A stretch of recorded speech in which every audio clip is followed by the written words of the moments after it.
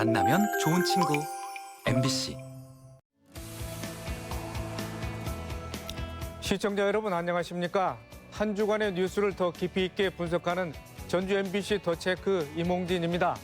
먼저 이슈 체크에서는 무주 가스 중독으로 일가족이 숨진 사고와 전주 에코시티 등 신흥개발 지역 주차난, 그리고 전라북도청 조직 개편 논란에 대해서 짚어보겠습니다. 이슈 토론에서는 현대중공업 군산조선소 재가동과 군산형 일자리 본격 시행을 앞두고 모처럼 활기를 띠고 있는 지역 경제에 여러 악재가 발생했는데요. 난관을 뚫고 닻을 올리게 될지 이야기 나눠보겠습니다. 먼저 한 주간의 이슈를 짚어봅니다. 박지원 변호사와 함께합니다. 안녕하십니까? 안녕하세요. 네, 일주일 전이었죠. 무주에서 가스 중독으로 일가족이 숨지는 안타까운 사고가 발생했습니다. 노모의 생일을 맞이해서 온 가족이 모였다가 이 같은 참변을 당했는데요. 먼저 사건의 개요부터 짚어보겠습니다. 예, 소식에 의하면 사고는 무주군 무풍면의 한 주택에서 발생했습니다. 해당 일반 주택에서 거주하던 80대 노모의 생일을 축하하기 위해서 이제 일가족 자녀들이 모인 건데요. 큰딸 부부와 손녀, 그리고 작은딸 부부 총 5명이 모여서 잠을 자다가 참변을 당한 것으로 알려지고 있습니다.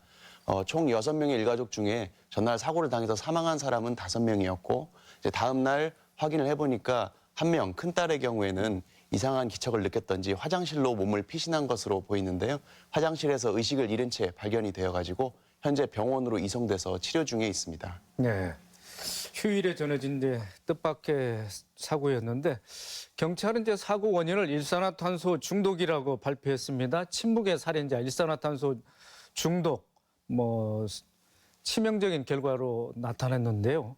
좀 새삼스럽습니다만은 참 이런 사고 그래도 종종 일어나고 있습니다. 네. 예, 침묵의 살인자라고 말씀을 하셨는데 왜 침묵의 살인자냐고 하면 이 일산화탄소가 무색, 무미, 무취하다고 해요. 색깔도 없어서 눈에 보이지도 않고 냄새도 없고 맛도 없다 보니까 일반인들이 쉽게 그 누출 여부를 알아차리기가 힘들어서 중독을 뒤늦게 발견한다는 것이죠. 그리고 일산화탄소 중독이 이제 살인자, 그러니까 살인에 이르게 되는 그 기전을 보면 뇌질식이라는 말이 있습니다. 우리가 이렇게 밖에서 가령 목을 졸라서 숨을 못 쉬게 하면 그건 외질식이거든요.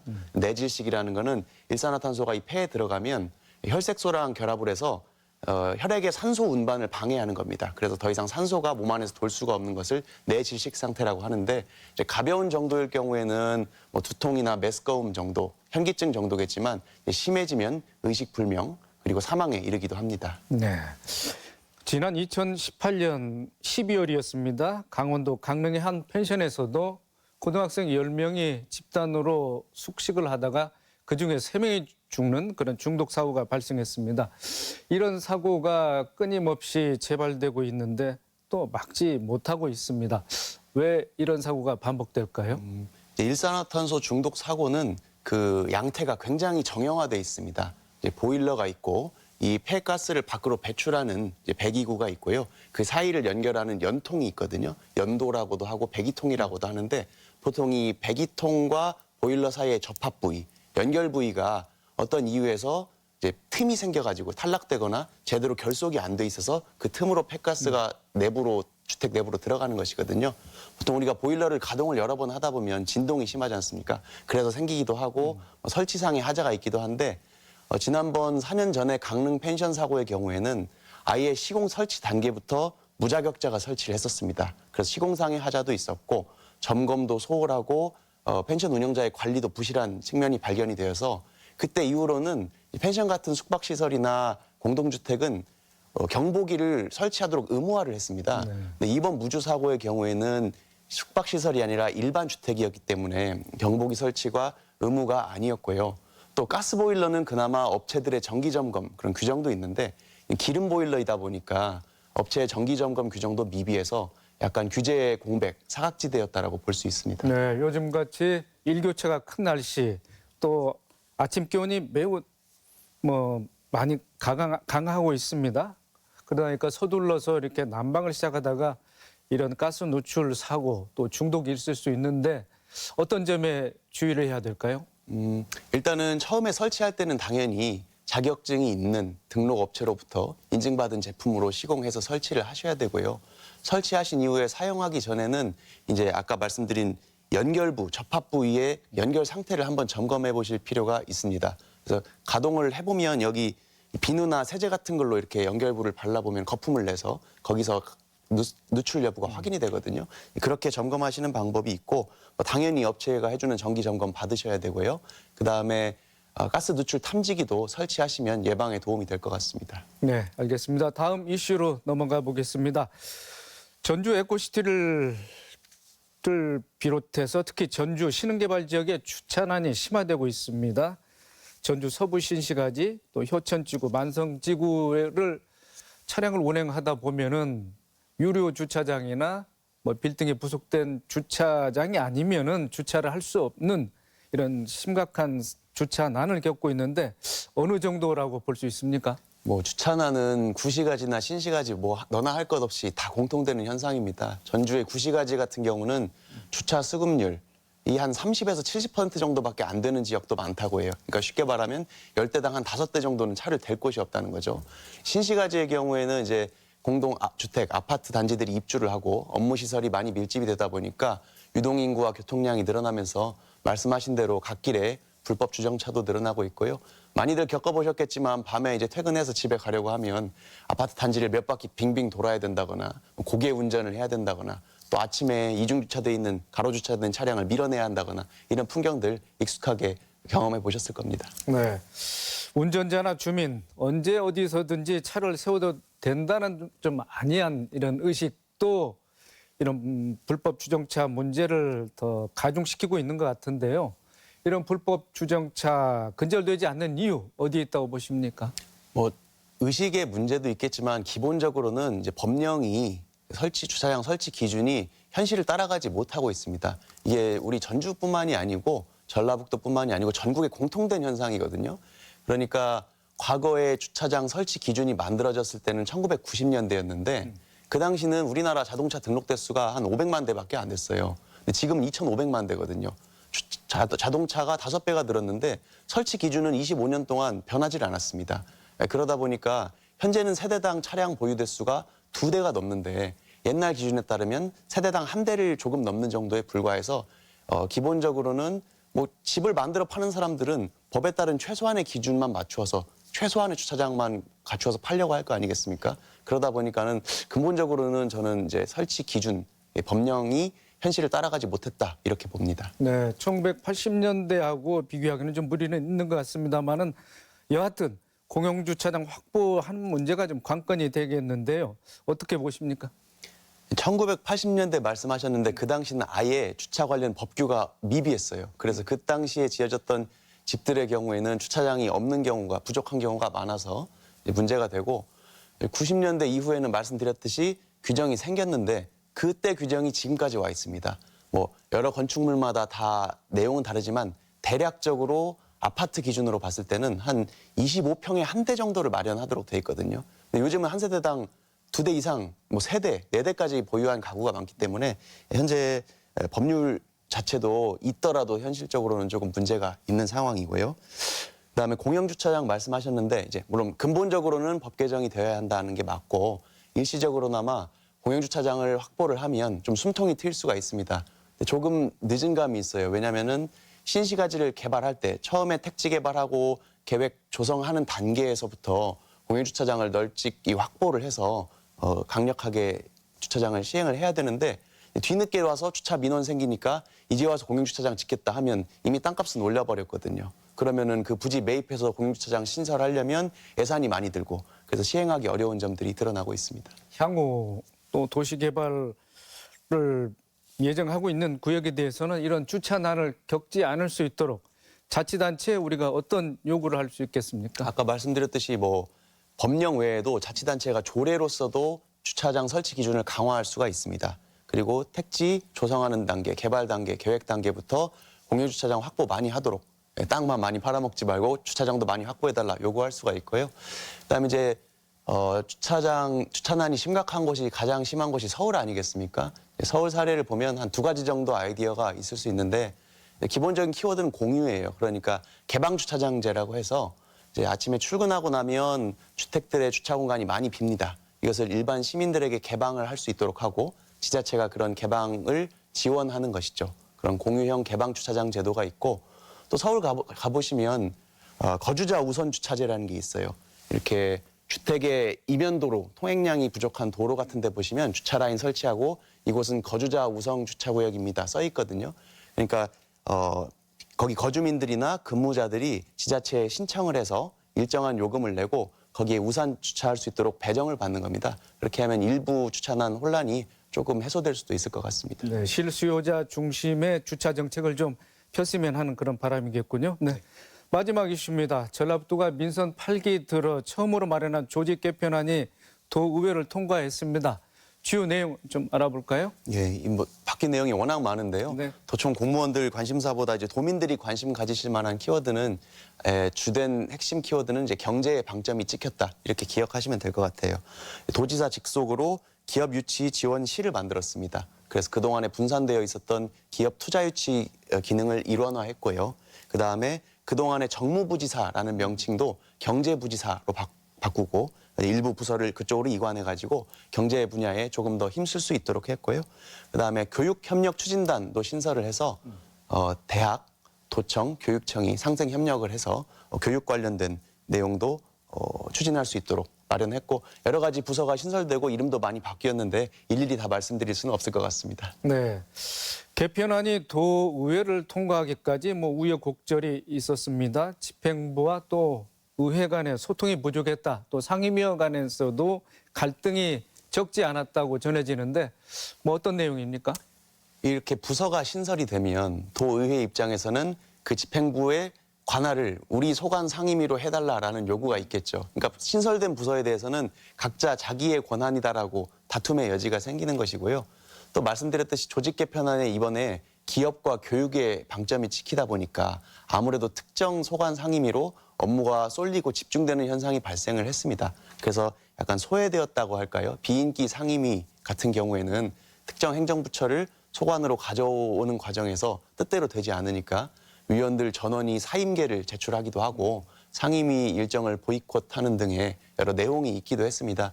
어쨌든 도의회가 도청에 이런 요구사항을 일부 전달을 했고 도청도 일부 수용을 해서 처음에 낸 개편안은 철회를 했고요. 일부 수정안을 다시 제출해서 이번에 도의회로부터 통과가 됐습니다. 네. 그런 또 한켠에서는 도청 내부에서도 또 반발이 있었습니다. 일하는 조직을 지향했지만은 소속 공무원이 20명 미만인 부서의 팀장제를 없애는 대신에 자율팀장제라는 제도를 도입했더군요. 네. 이게 도청의 직급 체계라고 할까요? 그 결제 라인, 업무 라인을 보면 쉽게 말하면 과장, 팀장, 주무관 체계입니다. 이제 부서장인 국과장이 관리자가 되는 것이고 중간자인 팀장이 중간 관리자로서 사무관이 되고요. 그 밑에 6급 이하의 주무관들이 실무를 담당하게 되거든요. 근데 그동안에 지방 행정을 겪어보신 분들은 알겠지만 9급부터 6급까지는 열심히 실무를 합니다. 6급은 정말 힘들게 업무가 과중할 정도로 많이 하고 5급을 딱 달면 사무관 승진을 하면 이제 실무로부터는 약간 거리를 두고 이제 손을 놓는 것이죠. 그런데 이제 일하는 사무관도 일할 수 있는 환경을 만들자. 이분들이 그냥 중간 관리자 역할만 하는 것은 아깝다라고 해가지고 사무관들도 팀장 보직을 부서장이 주려면 주고 주지 않고 그냥 실무에 투입하려면 투입해라. 이런 것이 자율팀장제 주된 취지였거든요. 그런데 이제 말이 사실은 명칭은 자율팀장제가 좋긴 한데 무보직 사무관제랑 다를 바가 없습니다. 그러니까 사무관들 중에는 일부는 팀장 보직 받아서 이렇게 근무 평정도 잘 받는데 또 팀장 보직 못 받은 사람은 실무는 실무대로 해야 되고 상대적 박탈감이 있지 않겠습니까? 그래서 사기 저하의 우려가 있었고 또 팀장을 임명하지 않으면 그 관리자 업무는 결국은 부서장인 국과장이 해야 되는데 과장에게 너무나 업무 편중이 심하다.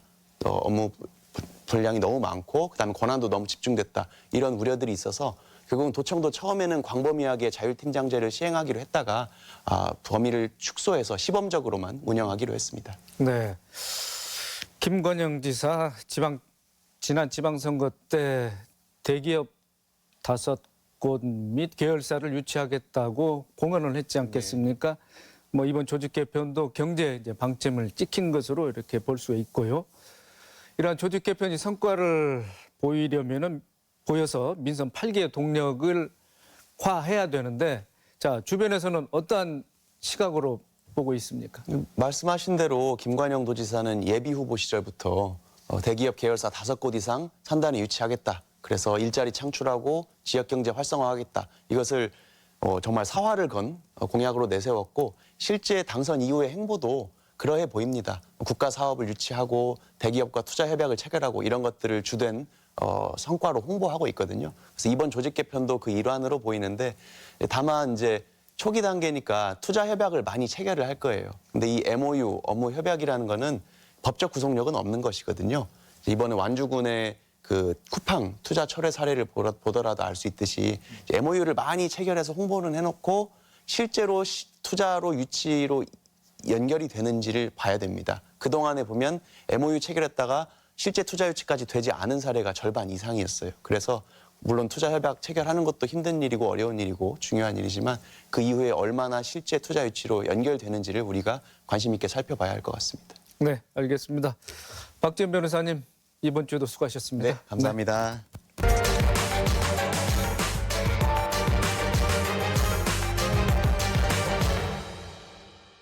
이슈 토론 시간입니다. 그동안 침체돼 있던 군산이 내년도 본격 추진을 앞두고 있는 군산형 일자리와 현대중공업 군산조선소 재가동으로 재기의 발판을 마련하고 있습니다.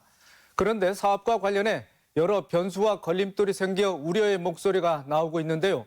전망과 과제에 대해서 이야기 나눠보겠습니다.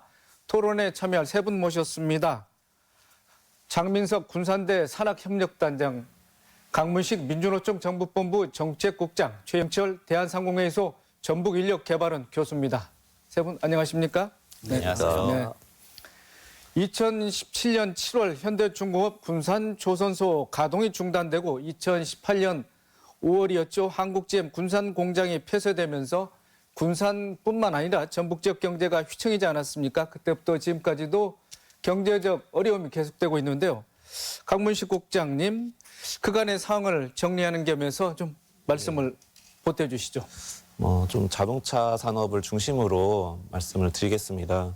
한국 GM 공장이 폐쇄되고 그 이후에 우리 지역의 자동차 부품 산업에 종사하고 있는 노동자들이 저희가 올해 조사를 해보니까 2,000에서 3,000명 이상이 감소했더라. 거기에다가 그 기업들의 경영 상태들도 썩 좋지 않습니다. 만성적인 위기 상태에 빠져 있는 그런 기업들도 한 120곳이 넘었고 거기에서 지금 현재 재직하고 있는 노동자들도 3,000명이 넘거든요. 그 이외에 자동차 산업의 그 후방 산업에 해당하는 여러 이제 연관 산업들의 영향까지 생각한다면 우리 지역에 미친 부정적인 영향은 여전히 지금 지속되고 있다라고 봐야 될 것 같습니다. 네, 장민석 국장님, 근로자들의 어려움, 생계 문제까지도 있었다 이렇게 강 국장이 말씀하셨는데 지역 경제에 어떠한 파장이 일었었습니까? 국장님께서는 이제 노동자 입장에서 근로자 입장에서 말씀하셨고 저는 이제 군산에 이제 있으니까 군산시의 주민들 입장에서 이제 제가 좀 말씀드리면 그동안 이제 두 가지 큰 어떤 이제 업계의 문제로 인해 가지고 실제로 이제 군산 산단 지역의 주거 지역이 좀 실제로 공동화되고 여러 가지 문제가 있습니다. 하지만 요즘 그 좋은 신호가 오지 않습니까? 예를 들어서 조선소가 재가동되고 그 다음에 이제 GM 공장이 이제 나간 자리를 전기자동차 관련 이제 업체들이 사실 채우고 있습니다. 아직은 다소 문제가 있습니다만 저는 주민의 고통이 사실은 좀 인내를 갖고 기다리다 보면 해결되지 않을까 하고 이제 좋은 방향으로 생각하고 있습니다. 네, 말씀하신 대로 군산형 일자리가 이제 본격적으로 시행이 되고 5년 만에 현대중공업 군산조선소 재가동을 앞두고 있습니다. 그동안 참아왔던 고통을 인내해왔던 군산 시민들의 반응 어떻게 말씀하실 수 있겠습니까? 지금 이제 사실은 근로자들이 대부분 이제 군산을 이제 떠난 입장이고 일부 관리자만 지금 이제 명신이나 그런 업체로 이동한 상태입니다. 그래서 그동안 이제 그러다 보니까는 군산의 어떤 그 많은 이제 근로자들이 떠난 입장에서 군산의 경제가 많이 침체해 있습니다. 더군다나 요즘 이제 코로나 영향으로 인해 가지고 2, 3년 동안 그게 더 극심해졌습니다.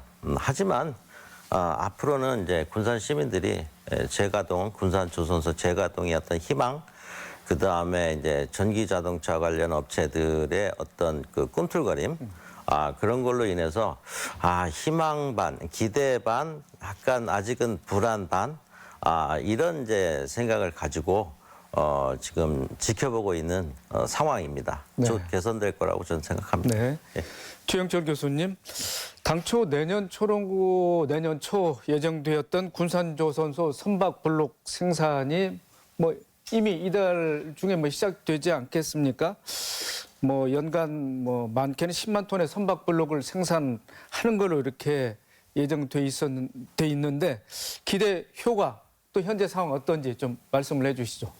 예, 먼저 5년 전에 가동을 멈췄던 현대중공업 군산조선소가 선박블럭 생산으로 가동을 한다는 그 반가운 소식을 지금 전하고 있습니다. 실제로 군산조선소는 그 10월 4일 날 철판 절단식을 시작으로 선박블럭 생산 공정에 지금 들어가 있습니다. 그래서 내년에는 2023년도에는 최대 한 1,000명의 어떤 기술 인력이 좀 필요하고요.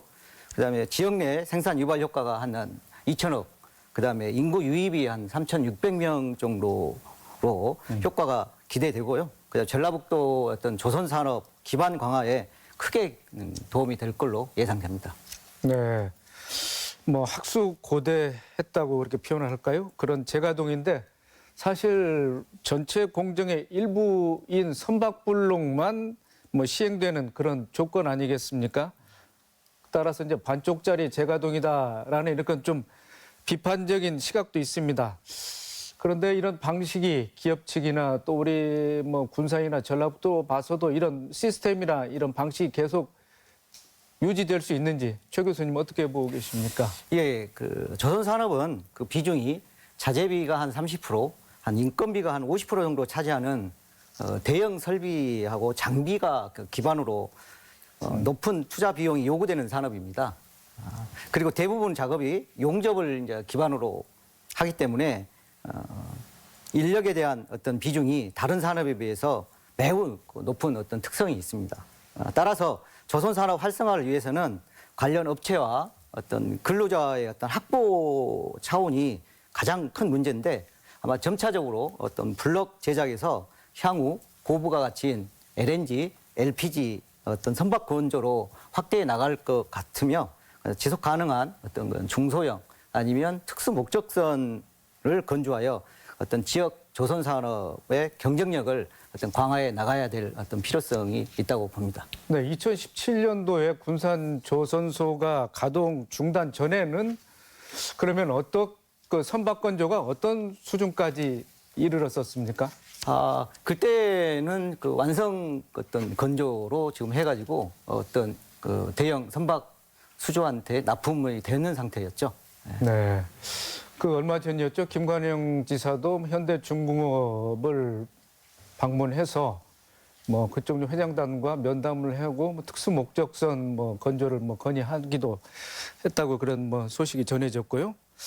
네, 장미석 단장님, 뭐 대학에서 좀 산학협력단을 이끌고 계시는데 그동안 이제 뭐 조선 분야의 학과도 있었고 이런 이제 재가동 소식이 전해지면서 뭐 학교에서도 뭐 여기에 대해서 뭐 아주 좀 쌍수를 들고 반기는 그런 상황인 것 같던데 맞습니다. 어떻습니까? 네. 이 조선업계의 부침에 따라서 사실은 저희 대학의 대표적인 학과인 이제 조선해양과 학과에 신입생 뭐 유치율이랄지 이런 것이 굉장히 민감하게 반응하고 있습니다. 그동안 이제 저희 학과도 좀 침체를 겪고 있었지만 요 소식에 맞춰서 또 저희 조선해양학과도 그 인력 양성에 좀 매진하고 있습니다. 그래서 저희 4년제 대학 입장에서는 이제 관리자를 이제 양성하는 인력 양성. 지금 현재도 22전 현재도 조선해양사라는 를 이제 배출하기 위한 그 전북 지원의 인력 양성 사업을 현재도 진행하고 있습니다. 이것이 곧 이 조선 소의 어떤 재가동과 딱 맞물려 가지고 인력 수급에 저희들이 일조할 수 있을 것이라고 생각을 하고 있습니다. 그렇다고 보면 지난 뭐 4, 5년간에는 또 인력 양성이라든가 인력 교육이 조금 침체됐다, 부진했다 이렇게 평가를 할 수 있습니까? 예, 양성은 계속을 하고 있었는데요. 그것이 이제 현대중공업에 계속 이제 몇 명씩 취업을 했었지만, 그것들이 일시 중단된 상태죠. 그러다 보니까는 그 취업을 못 시켰는데, 다시 또 현대중공업의 관리직으로서 4년제 대학 입장에서는 관리직으로서 이제 취업할 수 있는 길이 열리게 될 것 같아서 굉장히 저희 과랑 저희 대학은 반기고 있는 입장입니다. 네. 예. 네, 그런데 뭐 조선업이 이제 노동 집약적 산업이다 보니까 수백 명의 인력을 조달하는 문제가 이제 당면한 과제 아니겠습니까? 한 달 전에 협력업체 채용 박람회가 열렸습니다. 강 국장님. 그런데 당시 분위기가 뭐 차분했다고 예. 그렇게 뭐 전해지는데 왜 그랬었습니까? 우선 그 채용 박람회에 참여한 그러니까 협력업체들이죠. 그러니까 1차 하청업체들인데 1차 하청업체들이 12개 업체였습니다. 뭐 임금 조건이 뭐 시급 한 10,000원 정도, 그러니까 최저임금보다 살짝 뭐 높은 수준이었고 그 12개 업체 중에 한 10곳은 사실 올해 새롭게 만들어진 그 새로 설립된 그런 사업체거든요.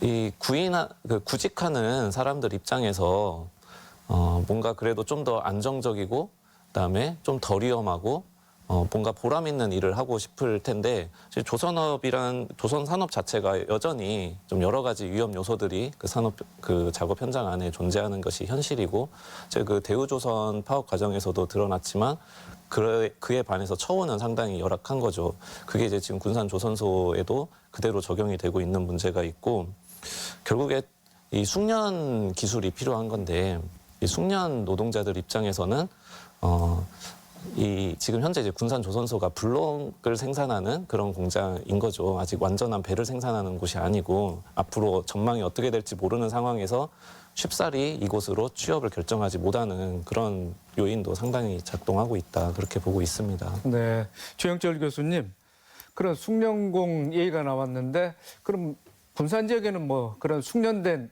인력이 현재 어느 정도나 확보되어 있다고 보십니까? 예. 올해 지금 한 300명 정도 그 협력사에서 채용을 지금 하고 있는데요. 숙련공들은 외부에서 지금 거의 다 지금 채용을 하고 있는 상태인 것 같습니다. 울산이라든지 포항이라든지.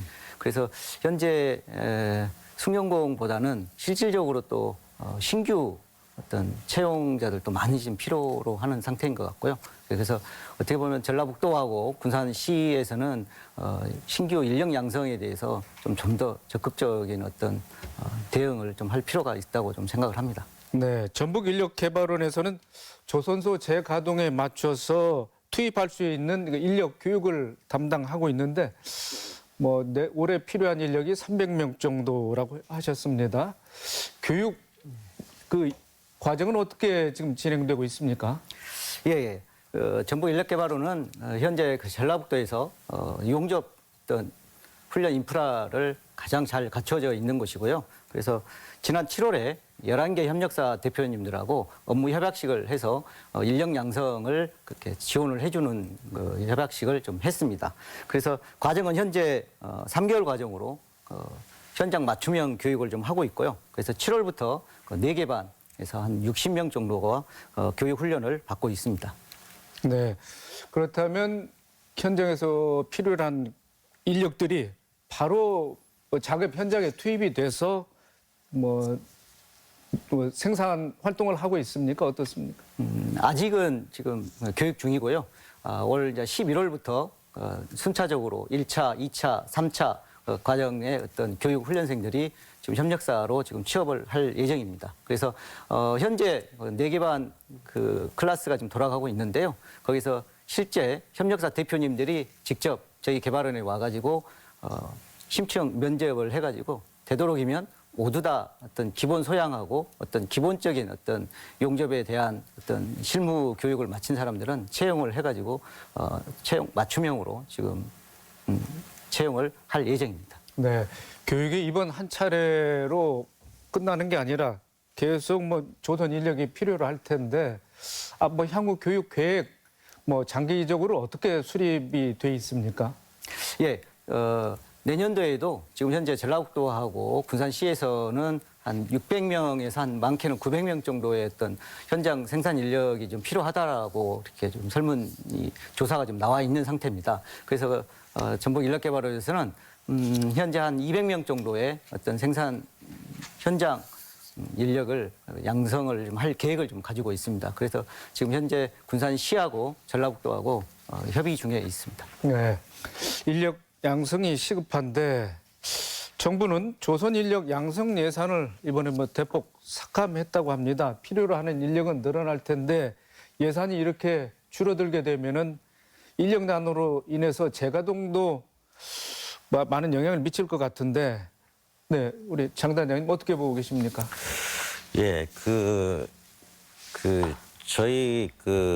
제 생각에는 저희 이제 사실 인력 문제는 주로 이제 관리직보다는 노동자가 이제 대다수를 차지합니다. 근데 이제 그런 인력들을 유치하기 위해서 제가 볼 때는 한 두세 가지 정도를 한번 생각을 해봤습니다. 우선 임금 문제를 정부에서 사실은 좀 지원하는 방향으로, 그리고 도하고 시가 그걸 보조하는 방향으로 지원을 해주셔야 된다는 문제가 있는 상황이고요. 그 다음에 이제 저희 산단 지역의 정주 여건을 좀 개선하는 노력을 군산시에서도 지금 노력하고 있습니다. 그래서 거기서 이제 노동자들이 쾌적하게 살 수 있는 환경을 구축하는 문제, 이러한 이제 두 가지 문제, 그러니까 정부나 도, 시에 이제 예산 삭감을 한다지만 도하고 시가 합심해서 예산을 좀 보완해 주시고, 그 다음에 시에서 정주 여건을 좀 개선해 주시고, 이렇게 하면은 근로자들이 조금 시간을 기다리면 근로자들이 차츰차츰 시로 오지 않겠나 하는 생각을 하고 있습니다. 네, 우리 강 국장께서도 뭐 정부 예산 삭감이 뭐 수긍이 되지 않을 텐데, 네, 어떤 입장이십니까? 사실은 좀 더 근본적으로 이거는 윤석열 대통령께서도 하셨던 말씀이 있는데, 이 조선업 관련되어서는 이 다단계 하도급 구조에 상당히 문제가 많이 있다는 게 우리 사회에도 전반적으로 알려져 있는 것 같습니다. 이걸 좀 근본적으로 일단 개선을 해야 일자리 질의 문제라든지 이런 게 개선이 될 수 있을 거고요. 또 결국에 이제 일감이 있을 때만, 결국 이제 블럭 지금 일감이 이제 물량이 있으니까 이제 블럭 생산을 하고 있는 거잖아요. 그것도 물류비를 도에서 이제 지원해줘서 여기서 이제 또 다시 울산으로 그걸 싣고 가고, 또 지금 임금도 한 사람당 160만 원씩 월마다 지원을 하고 있고, 이런 방식으로 이 산업이 이 지역에서 자리 잡고 그렇게 그냥 기업에다 지원을 그렇게 많이 해준다고 해서 기업이 어떤 경제적 산업적 조건들을 뛰어넘어서 여기서 계속 생산을 유지할 수 있을 거라고 보이진 않습니다. 결국에 이 지역에서 어떤 경쟁력을 가져야 되는 건데, 단순한 그런 하청 공장으로서의 경쟁력을 확보하기라는 대단히 어려운 거고요. 그렇다면 결국 더 안정적으로 어떻게 인력들을 숙련 인력들을 이 지역에서 우리가 늘려나갈 수 있을지, 뭐 이런 부분에 대한 아주 근본적인 좀 고민이 필요한데, 결국 뭐 조선업이 산업 사이클이 있습니다. 그래서 다시 뭐 침체기에 들어간다고 사람들 다 내보내고 다 그냥 공장 문 닫아버리고 자르고, 이런 방식으로 하면 당연히 우리 지역에 숙련된 노동자들이 남아 있지 않게 되겠죠. 그러니까 그런 이 노동자들에 대한 어떤 지원들, 좀 존중이라든지 이런 부분들이 아주 일차적으로 저는 중요한 과제라고 생각을 합니다. 네. 군산 조선소 재가동과 함께 군산형 일자리가 군산의 희망이라고들 합니다. 광주형 일자리와는 다르게 노사정이 함께 참여한 뭐 모델이라고 해서 상당히 주목을 받았었는데요. 장민석 단장님, 사업 내용, 뭔가 예산 규모 앞으로 어떻게 추진되는지 좀 말씀을 해주시죠. 예.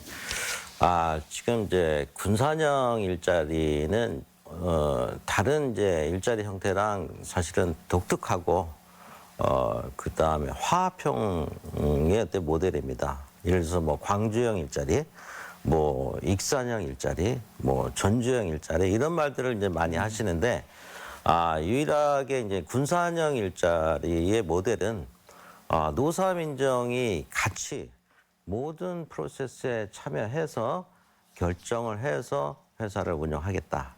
이거는 어떻게 보면은 이제 세계적으로 없는 모델입니다. 이것이 성공을 하면 현재 어떤 그 업체들의 어떤 어떤 운영 모델의 하나의 어떤 뭐랄까 따라야 될 모델로 정착을 할 수 있다고 저는 굳게 믿습니다. 저희 군산 같은 경우에는 주로 현재 거기에 참여하고 있는 대표적인 기업이 이제 4개가 있습니다. 뭐 명신이 있고요. 그다음에 에디슨 모터스가 있고요. 대창이 있고요. 그다음에 이제 코스텍이라는 업체가 있습니다. 이 3개의 이제 업체들이 현재 다소의 문제로 인해서 답보 상태에 있지만 곧 그 문제가 해결되면 군산형 일자리의 어떤 성공 모델로 정착해서 타의 모범이 될 수 있는 사례라고 저는 이제 굳게 믿고 있습니다. 그리고 이제 한 가지 좀 덧붙일 말은요. 자동차라는 것이 뭐 1, 2년 안에 성과를 낼 수 있는 산업 분야가 아닙니다. 근데 이제 사실은 이제 시민들이나 뭐 여론이나 사실은 좀 급한 마음으로 그거에서 성공을 기대하는 나머지 좀 그거에 대한 어떤 성패에 대해서 의구심을 많이 갖는데요. 네. 조금 인내를 가지고 기다리실 필요가 있다고 저는 생각합니다. 네, 알겠습니다. 내년에 본격적인 시행을 앞두고 그런데 뭐 악재가 생겼습니다. 참여 업체 중에 하나죠. 에디슨 모터스 회장이 얼마 전에 이제 구속이 됐습니다. 그래서 사업 전체에 영향을 주지 않을까 우려의 목소리가 나오고 있습니다. 강 국장께서는 어떻게 보고 계십니까? 이 군산형 일자리에 대해서 아까 이제 좀 긍정적인 부분들에 대해서 말씀을 해주셨지만 저희 뭐 좀 대표적인 우려들이 이런 게 있습니다. 그러니까 일단 첫 번째는 산업적인 측면에서 고려가 대단히 좀 부족했다. 그러니까 우리 지금 이 군산에서 저희 새로운 어떤 전기 자동차 직접 그런 생산 단지가 산업적인 측면에서 잘 굴러갈 수 있는 그런 조건이었는지 또 하나는 뭐 여러 주체가 참여했다고 하지만 결국 다른 지역 특히 광주랑 또 차이점 중에 하나는 그 여기 참여한 기업들에 대해서 많은 정부의 지원이 들어갔지만 공공의 지분이 없습니다. 그러니까 다 그게 개인 회사 그냥 법인의 재산으로 되어 있죠. 그게 이번에 이제 에디슨 모터스의 뭐 사건에서도 연관되어 있는 문제인데요. 에디슨 모터스가 자체 모델이 없습니다. 사실 중국산 모델을 거의 그대로 이게 이제 부품 수입이 아니라 어떻게 보면 거의 완제품에 가까운 형태로 수입을 해서 그걸 이제 그 마크만 이제 국산으로 바꿔다는 형식이었는데 여기에 또 이제 에디슨 모터스에 많은 지원금이 들어가서 공장을 이제 매입하고 부지를 매입하고 간략한 그런 생산 시설을 지어놨지만 여기에 대해서 직접적인 뭐 전라북도나 아니면 군산시나 이런 공공기관이 개입 그 경영에 개입할 수 있는 여지들이 지금 전혀 그러니까 지분 자체가 없기 때문에 그래서 강영건 회장은 구속되었지만 그 부지를 매각하면은 그래도 시세 차익을 상당히 그 보조금도 이미 지원을 받았기 때문에 차익을 얻을 거다라는 그런 예측들이 있습니다.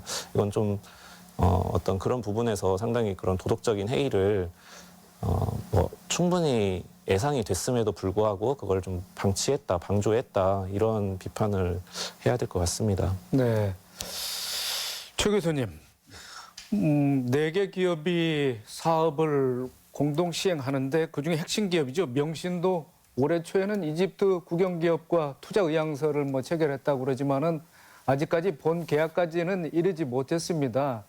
따라서 이제 내년 본격 시행이지만은 시민들도 다소 의구심이 있을 텐데요. 어떻게 전망하고 계십니까?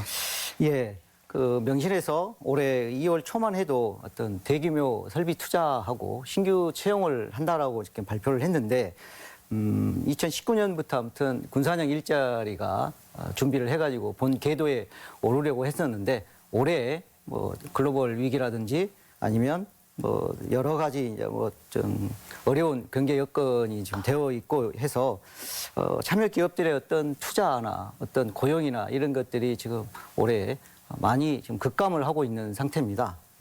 그래서 현재 뭐 군산형 일자리가 뭐 본 궤도에 오르려고 하는 찰나에 어떤 경기 여파에 따라서 많은 어려움이 지금 겪고는 있지만 군산시나 전라북도에서는 그래도 그 우리 단장님께서 이야기한 것처럼 어떤 상생의 어떤 모델을 지금 만들려고 노력을 하고 있는 상황이어서 좀 더 좀 지켜봐서 좀 관망을 좀 해야 되지 않을까 그런 생각을 좀 해봅니다. 네.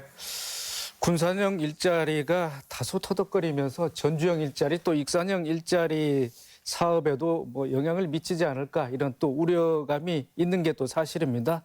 뭐 토론을 거의 마칠 시간이 돼서 그런데 현대중공업 군산조선소 재가동 그리고 군산형 일자리를 통한 경제 회복 앞으로 전망은 이제 어떻게 보시고 또 우리 지방 정부라든지 또 우리 중앙 정부에서도 어떤 점을 좀 꼼꼼히 살피고 가야 될지 좀 마무리 발언으로 해서 이 시간 마치도록 하겠습니다. 먼저 최영철 교수님부터요. 예. 그 군산조선소 어떤 재가동은 전라북도 어떤 조선산업의 재도약과 함께 서해안 어떤 미래 친환경 조선산업 중심지로 이렇게 도약을 할 수 있는 어떤 의미인 것 같아요.